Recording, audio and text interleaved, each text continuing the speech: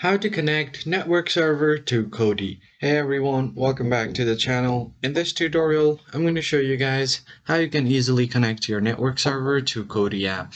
But before we get started, don't forget to hit the like button down below and subscribe to the channel. Now let us jump right into the video.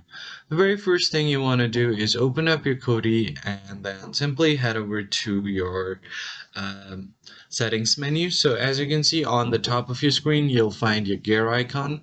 Go ahead and click on it to open up your settings.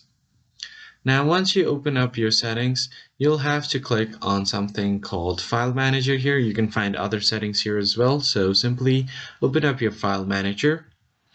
And then from here you have different options like profile directory, the crew, and then add source.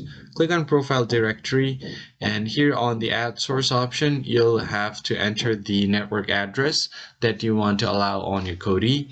So go ahead and type on the address bar down below and simply type in the address bar or the path for the or the browse location for media.